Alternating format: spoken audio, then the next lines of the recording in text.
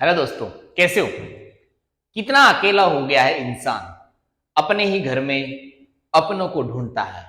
आज अपने इस वीडियो में डिस्कस करेंगे सेल डिवीजन के बारे में। एक सेल डिवीजन कैसे करती है, सेल डिवीजन का कोई टाइप भी होता है या फिर सभी सेल एक ही तरीके से डिवीजन करती है।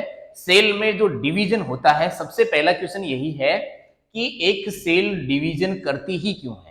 भाई, एक सेल में न्यूक्लियस होता है, उसमें साइटोप्लाज्म होता है, उसमें माइटोकॉन्ड्रिया होता है, सारे के सारे सेल ऑर्गेनेल होते हैं। उसके बावजूद एक सेल को क्या जरूरत पड़ गई कि उसे अब डिवीजन करना पड़ रहा है। तो इसका सिंपल सा एक मैं स्टोरी बना के आपको बताता हूं कि एक आपने देखा होगा, आजकल के टाइम में ऐसा नहीं होता है, लेकिन पुराने टाइम में अगर आपने कहीं पे देखा है या सुना है, तो पुराने टाइम में एक जॉइंट फैमिली होती थी। जॉइंट फैमिली होती थी, उसमें बहुत सारे लोग साथ में रहते हैं। जैसे अगर जॉइंट फैमिली की बात करो तो उसमें दादाजी है, दादी जी है, आपकी पूरी फैमिली है, मम्मी पापा है, आप सारे भाई बहन है, और आपके साथ में आपके अंकल भी रहते हैं, आपकी चाची भी रहती है, और उनके भी बच्चे रहते हैं। ऐसे करके कुछ बड़ी फैमिली बन जाती है, उसमें बुआ जी भी रहती है आपकी। और ऐसे बहुत सारे लोग अगर एक फैमिली में रहते हैं तो उससे कहीं ना कहीं अपन ज्वाइंट फैमिली जैसा कुछ बोल देते हैं। तो ज्वाइंट फैमिली बहुत बड़ी होती है, उसमें मेंबर बहुत सारे होते हैं। लेकिन उस ज्वाइंट फैमिली की एक खास बात ये होती है कि उसमें सारे के सारे लोग एक पर्सन की बात मानते हैं। जैसे एक फैमिली बड़ी है, उसमें जो दादाजी है उसके सारे लोग बात मानते हैं, मतलब जैसा दादाजी बोलते हैं वैसा का वैसा सब करते हैं। जैसे दादाजी ने बोल दिया कि इसके यहाँ पे शादी में नहीं जाना है, तो कोई फैमिली का मेंबर शादी में नहीं जाएगा। दादाजी ने बोल दिया कि ये काम इस तरीके से करना है, तो कोई भी मेंबर उनके सामने ये नहीं बोलेगा कि नहीं, इस काम को हम नहीं करेंगे या फिर इस तरीके से करेंगे। दादाजी ने जो बोल दिया वही क्या है, ट्रू है। तो इसलिए एक जॉइंट फैमिली में एक पर्टिकुलर पर्सन की कहीं ना कहीं सारी बात मान ली जाती है। और अगर वो पर्टिकुलर पर्सन की वो बात मान ली जाती है तो कहीं ना कहीं सारे के सारे फैमिली मेंबर उसे फॉलो कर रहे हैं। ऐसा सेम टू सेम अपने सेल में भी होता है। अब क्या हुआ, उस फैमिली में क्या हुआ, जो ज्वाइंट फैमिली की बात अपन कर रहे हैं, उस फैमिली में क्या हुआ, धीरे धीरे बच्चे बड़े हुए। बच्चे बड़े तो बच्चों की शादी हुई। बच्चों की शादी हुई तो एक दो मेंबर और बढ़े। फिर बच्चों के भी बच्चे हुए तो और मेंबर बढ़े, और मेंबर बढ़े तो फैमिली का साइज और बड़ा हो गया। अब हुआ क्या, कुछ बच्चे ऐसे हैं कि अभी तक जो फैमिली के मेंबर थे, उन सारे मेंबर को दादाजी अच्छे से संभाल लेते थे। अच्छे से संभाल लेते थे, मतलब सबका ध्यान रखते थे, कौन पढ़ रहा है, कौन कोई काम कर रहा है, कौन काम नहीं कर रहा है तो क्यों नहीं कर रहा, कौन पढ़ रहा है तो क्यों नहीं पढ़ रहा, या फिर पढ़ रहा है। जो भी बात है वो सारी की सारी बातें दादाजी ऑब्जर्वेशन में रखते थे। और ऑब्जर्वेशन में अगर रखते थे तो उस तरीके से फैमिली को भी सही तरीके से मेंटेन किया जाता। लेकिन अब धीरे धीरे फैमिली मेंबर बढ़ने लगे, तो कुछ लोग ऐसे हो गए, कुछ बच्चे ऐसे हैं जो स्कूल कोचिंग में जाते हैं, उसके बावजूद वो जाने के बाद में, कोचिंग जाने के बाद में, जब कोचिंग का टाइम पूरा होता है उसके बाद में वो घर पे टाइम से नहीं पहुंचते हैं। तो कहीं ना कहीं दादाजी उसे पूछने की कोशिश करते हैं, तो वो दादाजी की बात कहीं ना कहीं सुनना थोड़ा कम कर देते हैं। वो अपने दोस्ती यारी में थोड़ा सा टाइम वेस्ट करने लग जाते हैं, या फिर कहीं ना कहीं दादाजी की बात मानना वो बंद कर देते हैं। कहीं ना कहीं दादाजी को इग्नोर करना चालू कर दिया। और ऐसे केस में कहीं ना कहीं आस पड़ोस से दादाजी के कानों तक बातें पहुंचती है कि आपके पोते ने, आपके ग्रैंड सन ने कुछ ऐसा किया है कि वो इसके साथ में घूम रहा था, इसके साथ में आवारागर्दी कर रहा था। ऐसी कुछ बातें अगर आपके दादाजी तक पहुंचती है तो दादाजी आ जाते हैं टेंशन में। और दादाजी टेंशन में आते हैं तो दादाजी कहीं ना कहीं गुस्से में आते हैं। और गुस्से में आने के बाद में वो बोलते हैं और वो सोचते हैं मन में कि इस फैमिली के साथ में क्या किया जाए। तो वो दादाजी कहीं ना कहीं ये सोच लेते हैं कि इस फैमिली में जब लोग बढ़ गए, सारे के सारे लोग आउट ऑफ कंट्रोल जा रहे हैं, कुछ लोग आउट ऑफ कंट्रोल जा रहे हैं, कुछ लोग बात अभी भी मान रहे हैं, लेकिन अब ये फैमिली कहीं ना कहीं इस फेज में नहीं रह सकती। तो दादाजी कहीं ना कहीं डिसाइड कर लेते हैं कि क्यों ना यार इस फैमिली को अपन दो पार्ट में डिवाइड करते हैं। इस फैमिली के, एक फैमिली के दो फैमिली बना देते हैं। दो फैमिली बन जाएगी तो दो इसमें कंट्रोल करने वाले बड़े लोग बन जाएंगे, और दो लोग जब बन जाएंगे तो फैमिली अच्छे से कंट्रोल होगी। जैसे मैं पहले एक छोटी फैमिली को, एक जॉइंट छोटी फैमिली को कंट्रोल करता था, वैसे ही ये फैमिली के जब दो पार्ट हो जाएंगे तो दोनों पार्ट को दो पर्सन अच्छे से कंट्रोल कर पाएंगे। तो कहीं ना कहीं ये जो आवारागर्दी करने वाले लोग हैं, ये आवारागर्दी नहीं करेंगे। इस तरीके से दादाजी ने डिसाइड किया फैमिली को बेटर कंट्रोल करने के लिए। सेम टू सेम, अगर नेचुरल तरीके से आपकी बॉडी ग्रोथ कर रही है, नेचुरल तरीके से आपकी बॉडी में सेल का नंबर बढ़ रहा है, तो सेम टू सेम यही होता है भाई। एक सेल में न्यूक्लियस होता है सेंटर में, जो पूरी सेल को कंट्रोल करता है। न्यूक्लियस में क्या होता है, जेनेटिक मटेरियल जो इस पूरी सेल का बॉस है, और ये जेनेटिक मटेरियल जैसा जैसा बोलता है वैसा ही सेल में चलता है।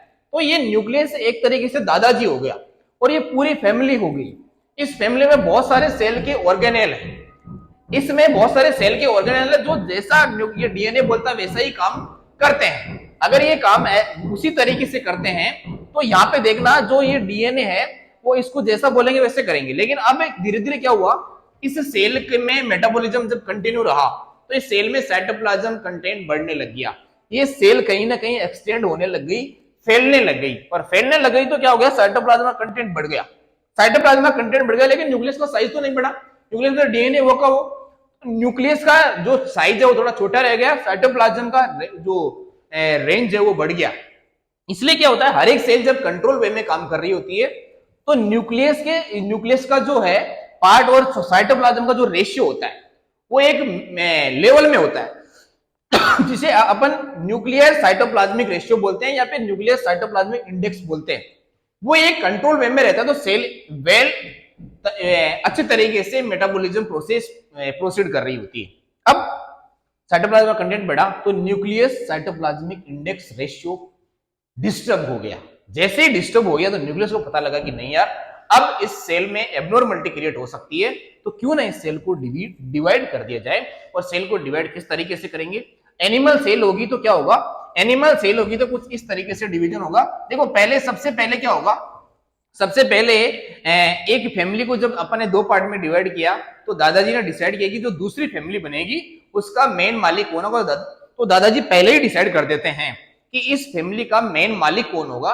तो पहले ये न्यूक्लियस डिसाइड करता है कि जो दूसरा सेल बनेगा उसके लिए न्यूक्लियस बनाते हैं पहले। तो यहाँ पे जो डीएनए होता है उस डीएनए का अमाउंट डबल होता है। तो डीएनए यहाँ पे डबल होता है, मतलब डीएनए रेप्लिकेशन होता है। और डीएनए रेप्लिकेशन मतलब क्या होता है, डीएनए से डीएनए का बनना डीएनए रेप्लिकेशन होता है। इसका मतलब एक डीएनए, ऐसा मैं डीएनए बना देता हूं, ऐसा डीएनए, इस डीएनए की कॉपी होती है और एक दूसरा डीएनए बन जाता है, और ये दूसरा डीएनए इसके जैसा ही होता है, एज इट इज ऐसे ही होता है, क्योंकि इसी डीएनए की कॉपी होती है, जिसे हम डीएनए रेप्लिकेशन या फिर डीएनए डुप्लीकेशन बोलते हैं। तो कहीं ना कहीं ये जो न्यूक्लियस है ये दो न्यूक्लियस बना लेता है। यहाँ पे दो न्यूक्लियस बन जाते हैं, एक सेल में दो न्यूक्लियस बन गए। एक न्यूक्लियस से दो न्यूक्लियस बनना एक प्रोसेस होती है, और उस प्रोसेस का मैं यहाँ पे नाम लिख देता हूं। इस प्रोसेस का यहाँ पे नाम है कैरियोकाइनेसिस। कैरियोकाइनेसिस मैंने आपको पहले ही बताया कि कैरियो का मतलब न्यूक्लियस होता है, काइनेसिस का मतलब होता है ब्रेक डाउन। काइनेसिस का मतलब टूटना होता है, तो कैरियो टूट रहा है, मतलब कैरियो टूटने का मतलब है एक कैरियो से दो कैरियो बन रहे हैं, एक न्यूक्लियस से दो न्यूक्लियस बन रहे हैं। तो सबसे पहले होता है कैरियोकाइनेसिस, सबसे पहले दादाजी दूसरा मेंबर डिसाइड करते हैं, मतलब दो मेन मालिक बनते हैं। तो दो मेन मालिक बन गए हैं। अब क्या होगा, कैरियोकाइनेसिस के बाद में होता है साइटोकाइनेसिस।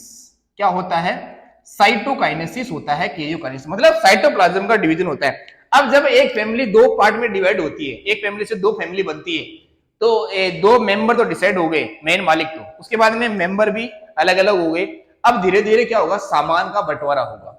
इसके पास में इतनी जमीन है तो आधी आधी जमीन कर लो, गाड़ी दो तो एक गाड़ी इधर एक गाड़ी इधर, बकरी दो तो एक बकरी इधर एक बकरी इधर, साइकिल एक है तो इस साइकिल का कोई अमाउंट डिसाइड कर लेंगे, 2000 रुपए की है, 5000 रुपए की है, तेरे को रखना है तो तू उसे 2500 रुपए दे दे, तेरे को रखना तू उसे 2500 रुपए दे दे। एक टेबल है तो उस टेबल को तोड़ेंगे नहीं बीच में से कि एक टेबल को बीच में से तोड़ के दो टेबल बना देते, नहीं, एक टेबल की एक रेट डिसाइड कर दीजिए, या फिर दो टेबल तो एक टेबल इधर एक टेबल इधर। इस तरीके से एक फैमिली का बंटवारा जब होता है तो सामान भी आधा आधा हो जाता है। और इसी तरीके से एक सेल का डिवीजन जब होता है तो सेल का यहाँ पे डिवीजन है, जो साइटोप्लाज्म है वो एक तरीके से इस फैमिली का पूरा सामान है, और उस पूरे सामान को यहाँ पे दो पार्ट में डिवाइड कर लिया जाता है। तो एक सेल जब डिवाइड करती है दो तरीके की प्रोसेस होती है, एक होती है कैरियोकाइनेसिस और दूसरा होता है साइटोकाइनेसिस। तो इस तरीके से सेल का डिवीजन चलता है। अब बोलते हैं कि सेल डिवीजन क्यों करती है, तो सेल डिवीजन क्यों करती है इसका आंसर मिल गया शायद आपको, कि एक सेल डिवीजन करने के पीछे रीजन है, नेचुरल तरीके से अगर सेल डिवीजन करती है तो सेल का साइटोप्लाज्मिक और ये जो न्यूक्लियर साइटोप्लाज्मिक इंडेक्स का जो रेशियो था वो डिस्टर्ब हो गया, जिसकी वजह से सेल का जो न्यूक्लियस है वो आउट ऑफ कंट्रोल हो गया, कंट्रोल नहीं कर पा रहा सेल को, इसलिए सेल दो पार्ट में डिवाइड कर जाती है। और ये जो डिवीजन करने का जो प्रोसेस है ये कौन बताता है, एनिमल के केस में ये बताता है सेंट्रियोल। सेंट्रियोल बताता है किस तरीके से डिवीजन करना, वो उसका एक प्लेन डिसाइड कर देता है कि इस प्लेन से आपको दो पार्ट में डिवाइड हो जाना है। इस तरीके से एक सेल डिवाइड कर जाती है। अब मैं बोलता हूं कि साइकिल डिवीजन करती है तो किस तरीके, तो एक सेल डिवाइडर जब भी डिवीजन करती है तो एक कोई ना कोई एक साइकिल चलता है। तो इस तरीके से एक साइकिल बनाता हूं मैं। साइकिल में मैं इस तरीके से एक साइकिल बना देता हूं। ये साइकिल हालांकि आपके सिलेबस में है नहीं, लेकिन इस तरीके से एक साइकिल चलता है। एक पेज होता है G1 पेज, एक होता है S पेज, एक होता है बेटा G2 पेज और एक होता है M पेज। इनका नाम क्या है? ये ग्रोथ पेज फर्स्ट है, ये ग्रोथ फेज सेकंड है, ये बीच में जो एस पेज है इसे अपन बोलेंगे सिंथेसिस पेज, सिंथेटिक पेज या फिर सिंथेसिस पेज। और इसमें क्या सिंथेसिस होता है? इसमें बेटा एक डीएनए दूसरा डीएनए बनाता है, मतलब डीएनए का रेप्लिकेशन होता है। और डीएनए का रेप्लिकेशन कहां पे होता है? सेल के न्यूक्लियस में होता है। तो डीएनए से डीएनए बनता है और इसके ये काम तो हो रहा है न्यूक्लियस में। और साइटोप्लाज्म में सेंट्रियोल डबल होता है।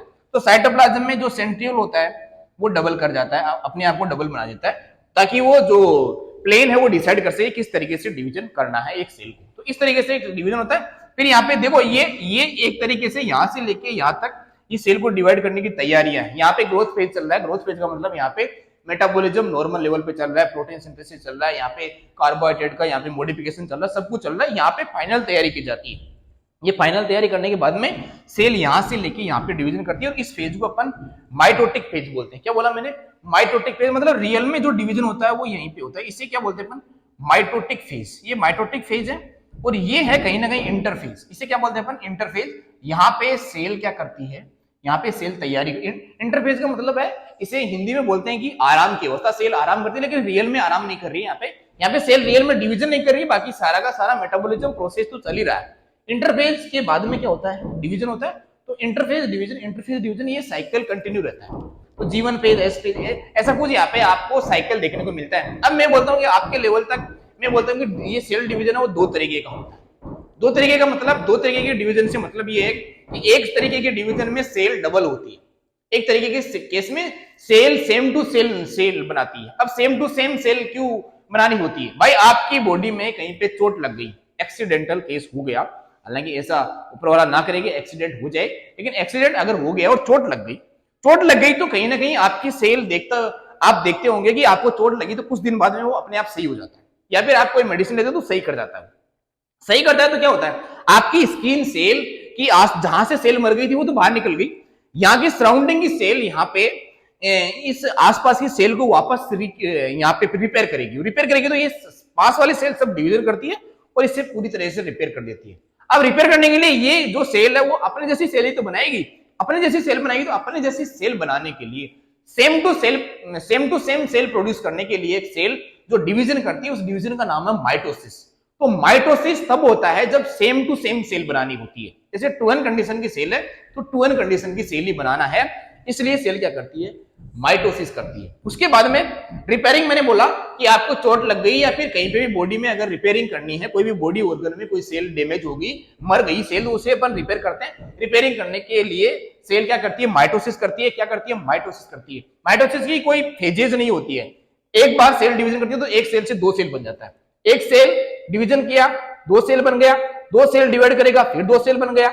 ये यहां से एक सेल दो सेल बनाता था। तो इस तरीके से सेल, फिर दो सेल, फिर एक सेल, दो सेल, ऐसे हर बार एक सेल कितने सेल बनाएगी? दो सेल बनाएगी। तो मैं आपसे बोल रहा हूं माइटोसिस का जो डिवीजन है वो यहाँ पे रिपेयरिंग के लिए, ग्रोथ के लिए, रिप्लेसमेंट के लिए। रिप्लेसमेंट का मतलब क्या है कि आपकी बॉडी में कुछ सेल जो प्रोड्यूस हुई थी वो अब पुरानी हो गई तो उस सेल को रिप्लेस करते। जैसे आपकी बॉडी में आरबीसी सेल का जो लाइफ स्पान है 120 डेज का, तो उस सेल को रिप्लेस करने के लिए अपन उस सेल को बाहर निकालते हैं, उसकी जगह नई सेल लेके आते हैं। तो रिप्लेसमेंट के लिए सेम तरीके की सेल आएगी। सेम तरीके की सेल बनाने के लिए माइटोसिस होता है। फिर बोलता है फॉर नंबर इंक्रीज। अगर आपकी बॉडी पहले छोटे थे, आप छोटू से थे, अब आप बड़े हो गए, तो क्या होगा? आपकी बॉडी में सेल का नंबर बढ़ रहा है, आपकी बोन का साइज बढ़ रहा है, आपकी बोन सेल का नंबर बढ़ रहा है, आपकी मसल सेल का नंबर बढ़ रहा है, आपके न्यूरॉन सेल का नया नया कनेक्शन बन रहा है। इस तरीके से क्या हो रहा है? एक बॉडी में सेल का नंबर इंक्रीज करता जा रहा है। तो जब सेल में नंबर इंक्रीज करता जा रहा है तो इसका मतलब आपकी क्या हो रही है? ग्रोथ हो रही है। और ग्रोथ हो रही है तो यहाँ पे नंबर इंक्रीज करने के लिए भी सेल क्या करती है? देखो, एक सेम टाइप की सेल जब बनती है तो यहाँ पे नंबर इंक्रीज होना ही तो है भाई। एक सेल से दो सेल बनना, दो सेल से चार सेल बनना, ये नंबर इंक्रीज करना ही है। तो आपकी बॉडी में अगर इंक्रीज हो रहा है नंबर सेल का तो कौन सा डिवीजन हो रहा है? माइटोसिस। उसके बाद में फॉर गैमेट फॉर्मेशन। तो ग्रोथ के लिए ऐसा हो गया गैमेट फॉर्मेशन के लिए माइटोसिस रेयरली देखने को मिलता है, गैमेट फॉर्मेशन के लिए माइटोसिस नहीं होता है। लेकिन अगर आप हायर लेवल पे जाओगे, जैसे नीट के बच्चे जो होते हैं, जो नीट की तैयारी करते हैं, या फिर इससे भी हायर लेवल के अगर जो बच्चे होते हैं, उनको पता है कि प्लांट में जो गैमेट फॉर्मेशन है वो माइटोसिस से होता है, मियोसिस से नहीं। मियोसिस उसमें होता है, लेकिन फाइनली जो गैमेट फॉर्मेशन है वो माइटोसिस से होता है। हायर लेवल के बच्चे यहाँ पे समझ सकते हैं। आपके लेवल तक आपको सिर्फ ये याद रखना है कि प्लांट केस में गैमेट फॉर्मेशन के लिए माइटोसिस हो सकता है। और ड्रोन जो बनता है, हनी बी में 3 टाइप की बी होती है, क्वीन बी, वर्कर बी और ड्रोन। ड्रोन जो बनता है वो भी कहीं ना कहीं माइटोसिस से ही बनता है, और ड्रोन में जो गैमेट फॉर्मेशन है वो भी माइटोसिस से ही होता है। तो कुल मिला के जो माइटोसिस है वो सेल रिप्लेसमेंट के लिए, सेल इंक्रीज करने के लिए, सेम टाइप की सेल बनाने के लिए ही क्या करती है, माइटोसिस करती है। ये मैंने आपको कंडीशन बताई। दूसरा जो डिवीजन है वो है मियोसिस। मियोसिस का मतलब मी आधा हो जाना, आधा हो जाना। तो मियोसिस का मतलब है आधा। आधा होने का मतलब ये है कि 2n कंडीशन की सेल है और उससे गैमेट बन जाएंगे n और n। इस तरीके से एक सेल n कंडीशन में आ जाती है। देखो यहाँ पे 2n कंडीशन की सेल थी, ये भी 2n कंडीशन है, ये भी 2n कंडीशन है, ये सब क्या है 2n कंडीशन। तो सेम टाइप की सेल बनती है। यहाँ पे सेम टाइप की सेल नहीं बनती है। यहाँ पे जो जेनेटिक मटेरियल है वो आधा हो जाता है, यहाँ पे क्रोमोसोम का जो नंबर है वो आधा हो जाता है। किस तरीके से होता है मैं आपको एक एक करके बताऊंगा। एक सेल जब 2n से nn कंडीशन में चली जाती है तो कौन सा डिवीजन कर रही है, मियोसिस कर रही है। और मियोसिस देखा जाता है मोस्टली फॉर गैमेट फॉर्मेशन, मतलब गैमेटोजेनेसिस, जो आपके गोनेड्स होते हैं जहां पे गैमेट फॉर्मेशन किया जाता है, जिसे अपन प्राइमरी सेक्स ऑर्गन बोल देते हैं, वहां पे क्या होता है गैमेटोजेनेसिस। और गैमेटोजेनेसिस जो प्रोसेस चलती है वो गैमेटोजेनेसिस प्रोसेस में मियोसिस होता है। तो मियोसिस के 2 पार्ट होते हैं। अच्छा, मियोसिस के 2 पार्ट होते हैं। एक पार्ट होता है मियोसिस फर्स्ट और मियोसिस सेकंड। मियोसिस फर्स्ट और मियोसिस सेकंड बताऊंगा क्यों होता है, लेकिन मियोसिस फर्स्ट और मियोसिस सेकंड, मियोसिस तभी मैं कंप्लीट मानता हूं जब मियोसिस फर्स्ट और मियोसिस सेकंड दोनों कंप्लीट हो जाते हैं। एक ऐसा नहीं कि मियोसिस फर्स्ट हो गया और मियोसिस सेकंड नहीं हुआ तो मियोसिस कंप्लीट हो गया, नहीं। मियोसिस फर्स्ट भी होना चाहिए और मियोसिस सेकंड कंप्लीट होना चाहिए, तभी क्या बोलूंगा मैं, तभी बोलूंगा कि मियोसिस कंप्लीट हो गया है। कौन से, दोनों फेज पूरे होने में। अब एक सेल मियोसिस करती क्यों है, तो गैमेट फॉर्मेशन हो गया। फिर बोलते हैं गैमेट फॉर्मेशन में एक सेल जब मियोसिस फर्स्ट करती है तो कुछ इस तरीके से डिवीजन हो जाता है। मैं आपको बता देता हूं कि इस तरीके से डिवीजन होता है। भाई ये तो सेल साइकिल है, सेल साइकिल को मैंने यहां से हटा दिया है और मैं यहाँ पे हटाने जा रहा हूँ सेल साइकिल। अब क्या होता है, ये जो सेल साइकिल में ही माइटोटिक जो फेज है उसमें कुछ ऐसा फेज चलता है। मुझे बताओ, एक 2n कंडीशन की सेल है, एक 2n कंडीशन की सेल को मैंने बोला गैमेट बनाओ, तो उन्होंने गैमेट बना दिया। ऐसे गैमेट बनाने के लिए उन्होंने मियोसिस स्टार्ट कर दिया, और मियोसिस फर्स्ट जब कंप्लीट हुआ है, अभी मैं लिख रहा हूं मियोसिस फर्स्ट जब कंप्लीट हुआ तो 2n से nn बन गया। और आपको पता है कि गैमेट में nn कंडीशन ही होती है। nn कंडीशन बन गई मतलब गैमेट जैसा कुछ बन गया। अगर गैमेट जैसा कुछ बन गया तो मुझे बताओ मियोसिस फर्स्ट में ही हो गया ये काम। तो भाई गैमेट में n कंडीशन ही होती है, सब बच्चों को पता है कि n कंडीशन ही गैमेट में होती है। तो फिर मुझे बताना कि मियोसिस फर्स्ट में ये काम हो गया तो मियोसिस सेकंड करने की क्या जरूरत है। ये क्वेश्चन बहुत इंपॉर्टेंट है कि मियोसिस सेकंड एक सेल में क्यों होता है। मियोसिस फर्स्ट में जब n 2n से n कंडीशन बन जाती है तो मियोसिस सेकंड क्यों करती है सेल, तो इसका रीजन सुनना। ये कुछ डिवीजन इस तरीके से होता है बेटा, देखना इस तरीके से डिवीजन होता है। एक सेल में क्रोमोसोम, आपने ऐसे जनरली ऐसे क्रोमोसोम पढ़े होंगे, कैसे, एक सेल है, एक सेल में जो क्रोमोसोम इस तरीके से होते हैं, इस तरीके से मैंने क्रोमोसोम बना दिए। ये एन क्रोमोसोम है, ये एन क्रोमोसोम है। ये क्रोमोसोम के बीच में जो ये पॉइंट होता है इसे अपन बोलते हैं सेंट्रोमियर। बहुत सारे बच्चों को पता है, नहीं पता तो आपको याद रख लेना, सेंट्रोमियर। ये होता है सेंट्रोमियर, सेंटर में मिलने वाला पार्ट। मैं एक आपको कॉन्सेप्ट है छोटा सा, number of centromere is equal to chromosome. Number of centromere is equal to number of chromosome. क्या बोला मैंने, जितने नंबर सेंट्रोमियर के हैं उतने ही क्रोमोसोम है। देखो यहाँ पे कितने सेंट्रोमियर है, 1 2, तो यहाँ पे सेंट्रोमियर कितने हैं, 2, इसलिए यहाँ पे जो क्रोमोसोम है वो भी 2 है, सेंट्रोमियर 2, क्रोमोसोम भी। तो ऐसे याद रख लेना। अब बोलते हैं कि ये सेल है वो डिवीजन करना चाहती है और गैमेट बनाना चाहती है, तो बनाओ गैमेट भाई। जब ये गैमेट बनाएगी तो पहले डिवीजन होगा यहाँ पे मियोसिस फर्स्ट। तो यहाँ पे डिवीजन जो हो रहा है वो है मियोसिस फर्स्ट। मियोसिस फर्स्ट से क्या होता है कि ये सेल ऐसे डिवाइड कर जाती है और ऐसा कुछ बन जाता है, एक क्रोमोसोम इधर और एक क्रोमोसोम इधर। इस तरीके से एक डिवीजन हो गया। तो यहाँ पे क्या आ गई, एन कंडीशन, यहाँ पे क्या आ गई, एन कंडीशन। बताओ मियोसिस फर्स्ट कंप्लीट होते ही क्या बन गया, एन बन गया, एक क्रोमोसोम। अब बोलते हैं कि जब मियोसिस फर्स्ट हुआ तो वो कुछ इस तरीके से हो रहा है, इस तरीके से सेल डिवाइड कर गई और एन कंडीशन इधर, एन कंडीशन इधर। अब बोलते हैं गैमेट जैसा कुछ यहाँ पे बन गया। लेकिन गैमेट जैसा कुछ नहीं बना है अभी। अभी यहाँ पे जब मियोसिस सेकंड होगा भाई, जब भी डिवीजन होता है तो एक सेल दो पार्ट में डिवाइड होती है, एक सेल से दो सेल बनती है। इससे जब ये डिवीजन होगा तो क्या होने जा रहा है, होने ये जा रहा है कि मैं इस चीज को यहाँ पे ड्रॉ कर रहा हूं, ये इस सेल से यहाँ से कुछ ऐसा पार्ट बन जाएगा दो, और यहां से इस सेल दूसरी सेल से कुछ ऐसा पार्ट बन जाएगा दो। अब इसमें क्या आ गया, इसमें गैमेट आ गया, इसमें गैमेट जैसी कंडीशन आ गई, और ये जो क्रोमोसोम है कुछ इस तरीके से डिवाइड हो गया, इस तरीके से डिवाइड होकर इस तरीके से आ गया। अब बताओ देखना, यहाँ पे ये क्या है, centromere, number of centromere is equal to number of chromosome. Centromere कितने, एक, क्रोमोसोम कितना, एक, सेंट्रोमियर कितने, एक, क्रोमोसोम कितना, एक। यहाँ पे कितने सेंट्रोमियर है, कोई बोलेंगे आधा सेंट्रोमियर है, आधा सेंट्रोमियर नहीं है, नहीं, यहाँ पे सेंट्रोमियर एक है, यहाँ पे सेंट्रोमियर एक है, यहाँ पे सेंट्रोमियर एक, यहाँ पे तो ये सारी की सारी कंडीशन क्या है, एन, ये भी एन, ये भी एन, ये भी एन। मुझे ये बताना यार, यहाँ पे जो एन एन कंडीशन है तो यहाँ पे भी तो एन ही कंडीशन है, तो फिर ये एन इस एन में इस एन में फर्क क्या है। अब मेरी बात ध्यान से सुनना, एक सेल में जो ये क्रोमोसोम बनता है ये डीएनए से ही तो बनता है, ये डीएनए के कंडेंस फॉर्म ही तो है क्रोमोसोम।